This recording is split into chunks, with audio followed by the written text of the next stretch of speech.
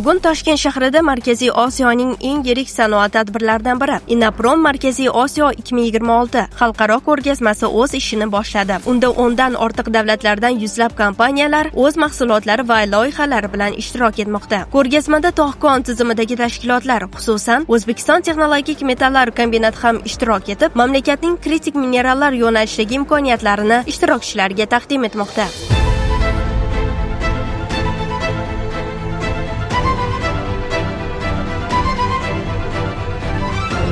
Tog' sanoati geologiya vazirligi tizim korxonalari bilan birgalikda mavjud investitsiya imkoniyatlarimiz, mavjud ishlab chiqaradigan mahsulotlarimiz va mahalliylashtiriladigan mahsulotlarimizni ko'rgazmasi bilan qatnashmoqdamiz. Xususan Markaziy Osiyolik hamkorlarimiz bilan birgalikda amalga oshiriladigan loyihalar muhokamasi bo'lib o'tmoqda.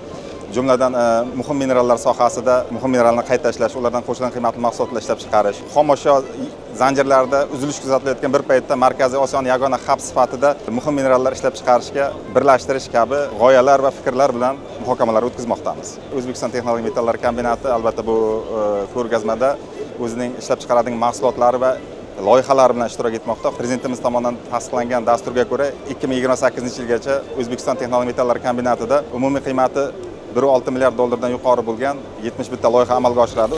O'zbekiston texnologik metallar kombinati bugungi kunda kritik minerallar sohasida nafaqat xomashyo qazib olish, balki chuqur qayta ishlash, ilmiy tadqiqot va yuqori qo'shilgan qiymatli mahsulotlar ishlab chiqarishni o'z ichiga olgan zamonaviy sanoat ekotizimini shakllantirayotgan mamlakatimizdagi ilk va yagona kombinatdir. O'zbekiston texnologik metallar kombinati bu forumda o'zini mahsulotlari bilan qatnashmoqda. Shu jumladan konsentratlarimiz, tayyor metallar, har xil qotishmalar bilan qatnashamiz. Bunda bizda Mine Metal Market modeli asosida ishimiz yo'lga qo'yilgan. O'zbekiston texnologik metallar kombinati 3 ta texnoparkga asos soldi. Birinchisi bu Chirchiq shahrida, bu asosan R&D loyihalari va yuqori sof metallar bo'yicha ixtisoslashgan.